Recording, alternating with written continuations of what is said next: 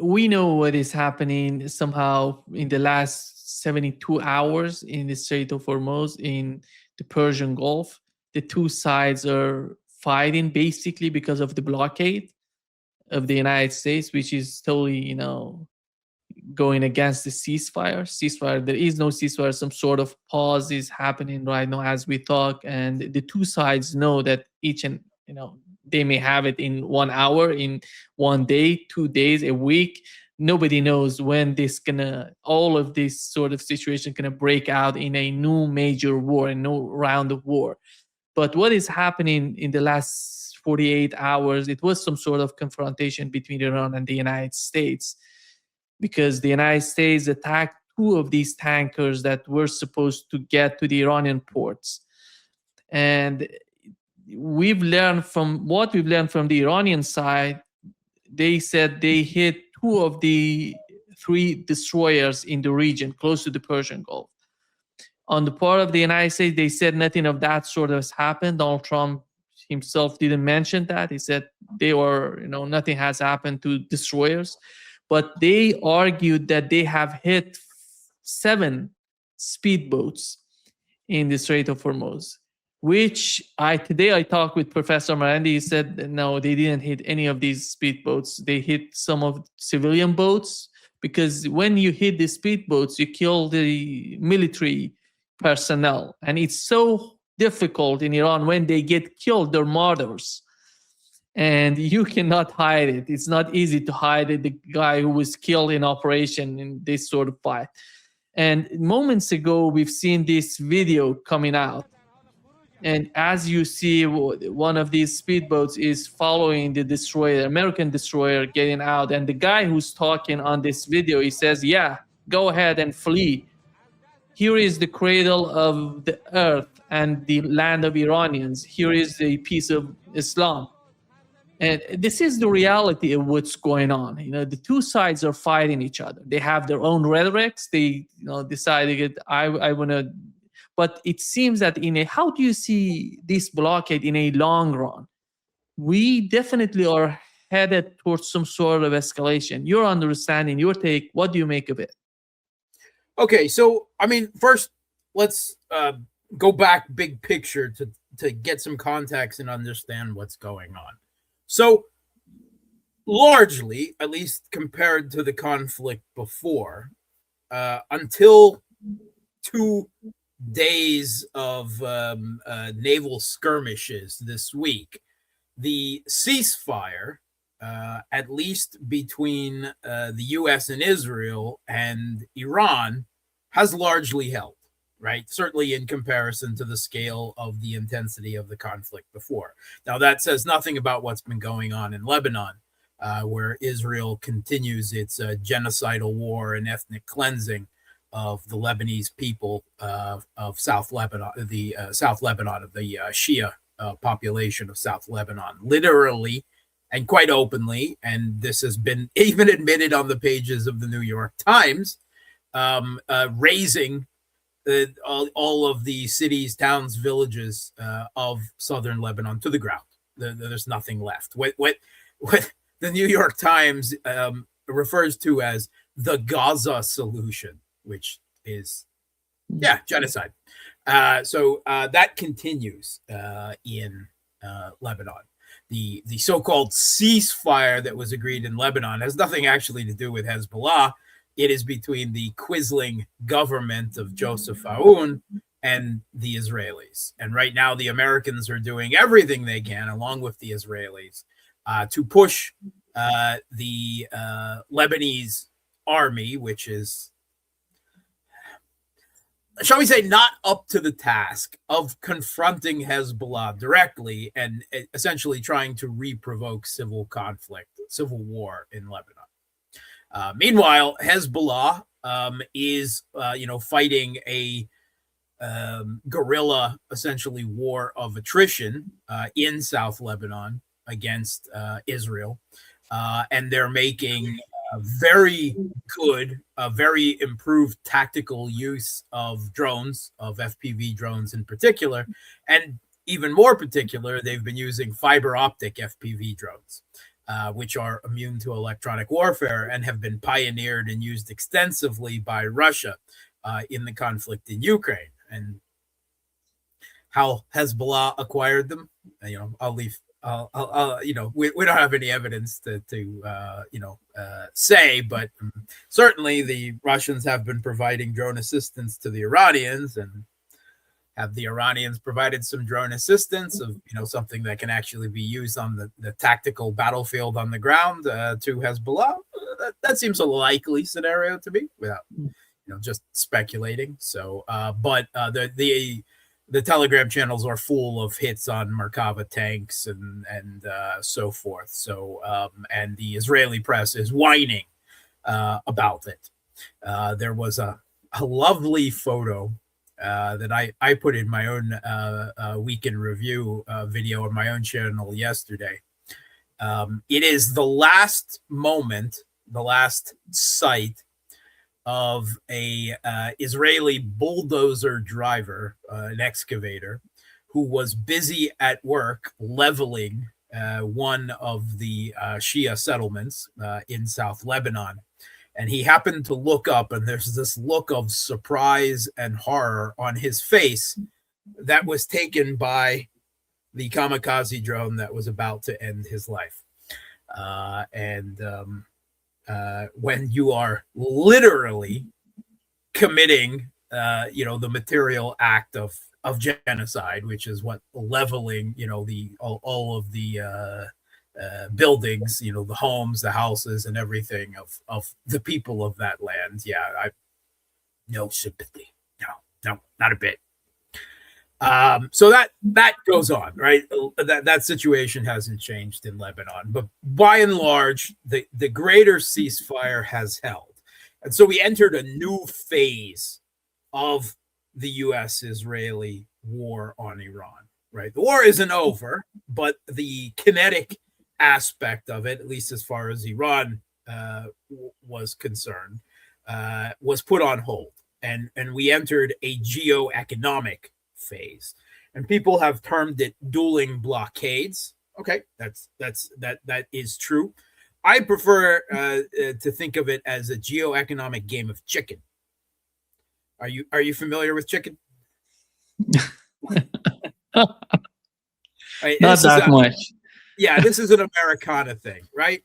So imagine Iran and the U.S. as two testosterone-driven, alked up teenagers, right? They're both in their sports cars, right? They're speedsters, right?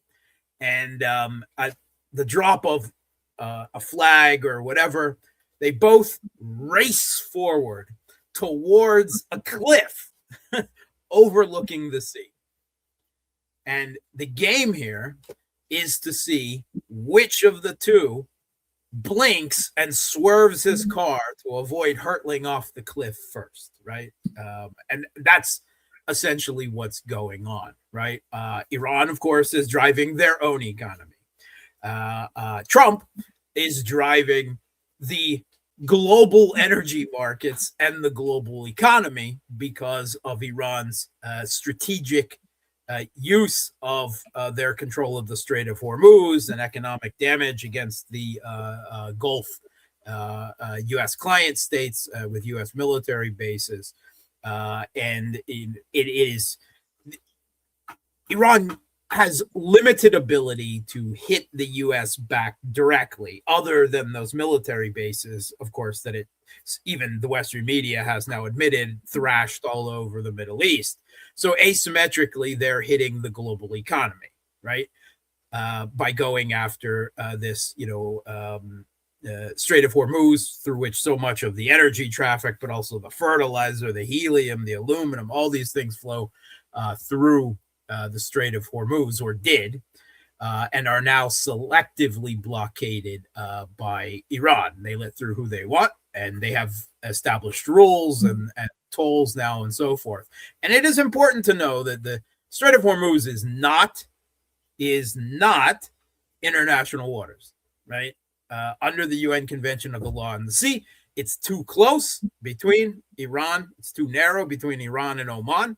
right? Oman one side, Iran the other, but still there's no international water. So any statements by Rubio about international passage is kind of blurring words, because under the UN Convention of the Law of the Sea, admittedly, neither the US nor Iran are actual signatories of the UN Convention of the Law of the Sea, but both of them have by and large abided by it so far. But under international law and the UN Convention of the Law of the Sea, Iran argues that they are under attack, and they therefore have the right to take that a waterway, which is, within their own territorial boundaries, under their control for their own security while they're under attack. And that actually seems pretty legally plausible to me.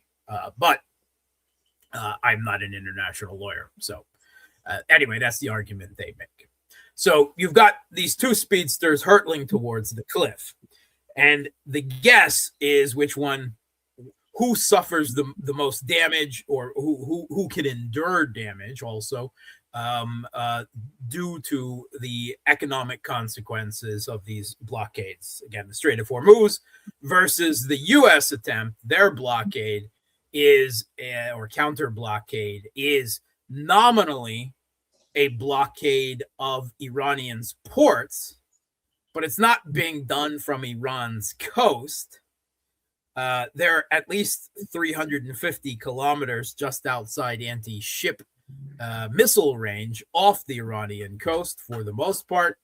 And they're conducting their blockade from out in the Sea of Oman, or even further out in the Indian Ocean, the Straits of Malacca, so forth.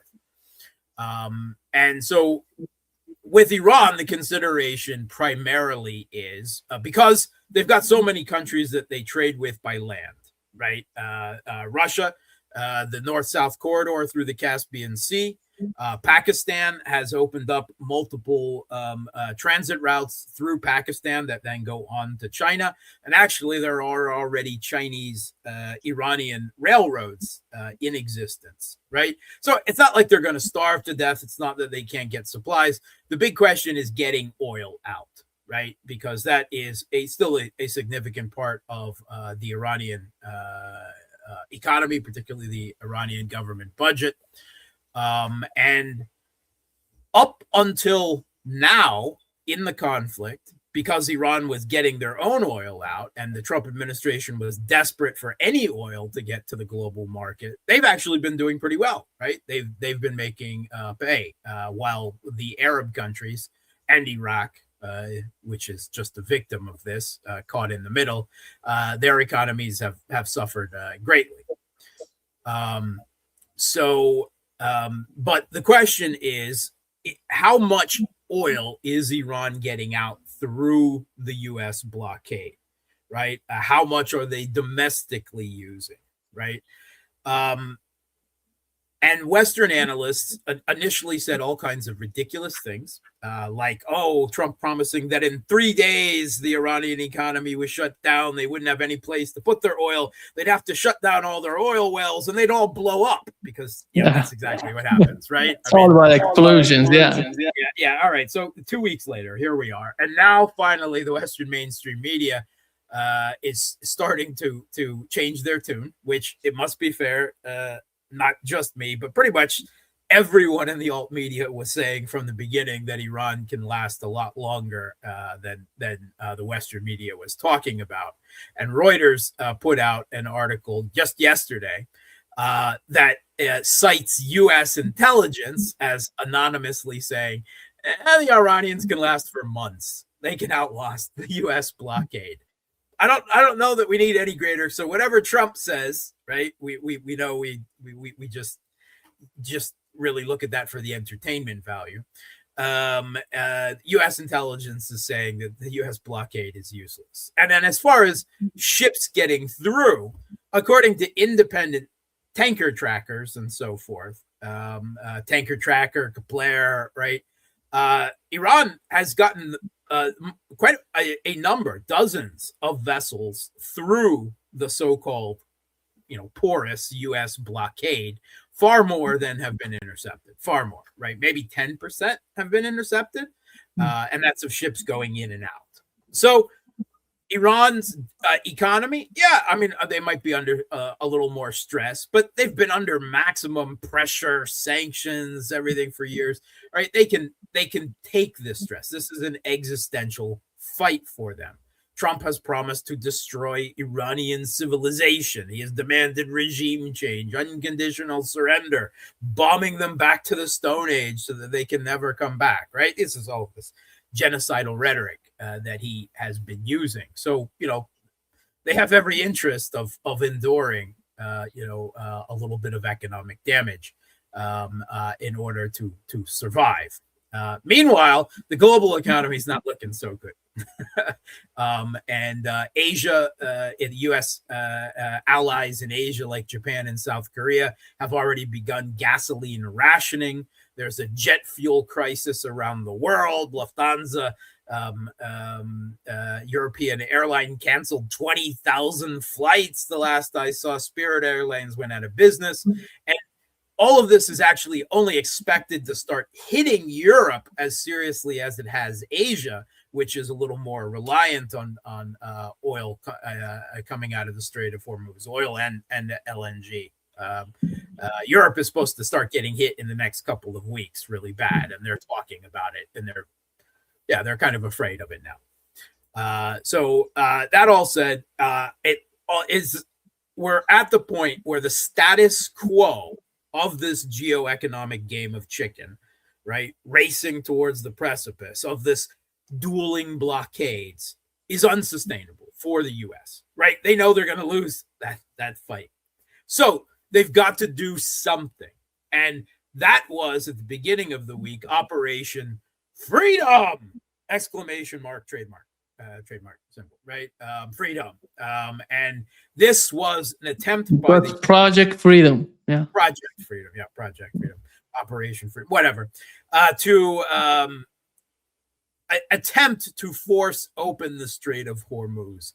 Not so much overtly militarily, but really more psychologically, right? That's what they were attempting to do. First, they announced that they were going to guide ships through the Strait of Hormuz. What they said were innocent, neutral, third-party ships stuck in the Strait of Hormuz. They were just going to get them out, and they're sure that's fine with Iran. They're sure Iran's cool with that, even though they're declaring it unilaterally. And just in case, we're not actually going to send our Navy in to escort you out. We're going to be in the vicinity, right? Like this hemisphere, I guess.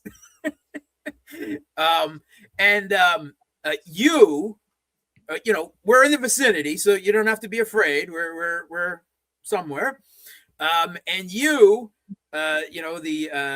tankers and cargo ships in the Strait of Hormuz, what you should do is just try to put the pedal to the metal, right? put it all the way to the floor and hug the coast of Oman and pray you don't get hit. You don't hit any sea mines, and you'll probably make it. That's what they told them. So initially, they sent some ships in the direction of the Strait of Hormuz. And at the same time, there were two U.S. flagged transport ships already in the Strait of Hormuz. These were actually ships that, they normally conduct business, but they're also part of the U.S. Naval Transport Reserve, right? Which means that they can fall under military orders, right? So that in case the U.S. needs to move stuff, they have this excess capacity, this reserve. And so they basically told them, you guys are going to be the guinea pigs. You're going to run this. And so while that was happening, the U.S. was sending a couple of warships, as I understand it, in the direction of the Strait of Hormuz, while these two were trying to race skirting the Oman to get out, and Iran started opening up fire on them. There was this, sunk some speedboats, some fast attack boats, The Iranians say, no, they didn't, that it was some civilian ships.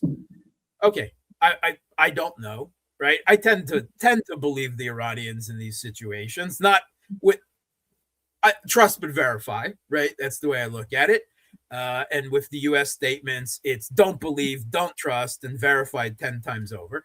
But I look for evidence. I haven't found anything terribly convincing either way, but ultimately, doesn't make a difference. 6, 7 fast attack boats. How many fast attack boats does Iran have? Something like 2,500 of them? There's a reason why they call these the mosquito fleet, right?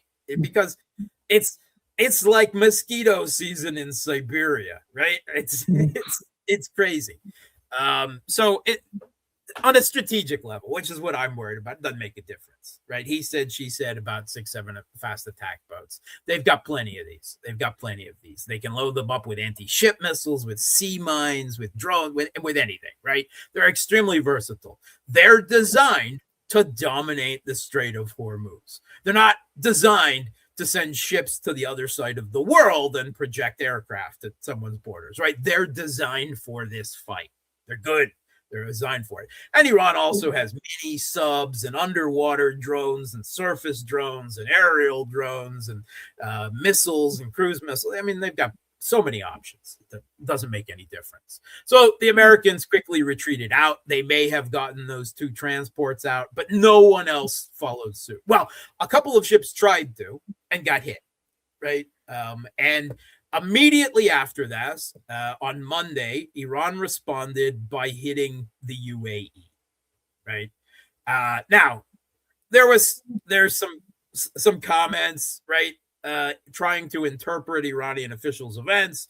Iran saying, oh, no, we didn't do that. We don't know who did it. The statements that I saw is the IRGC saying that they had no premeditated plan to attack the UAE, and it is the fault of U.S. adventurism, right?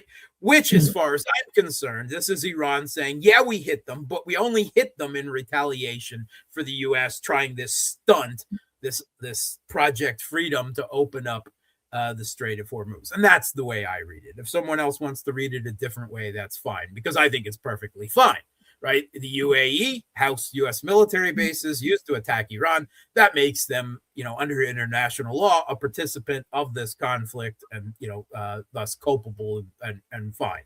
So Iran, said, damn you, Trump, bam, UAE, right? That's what they did.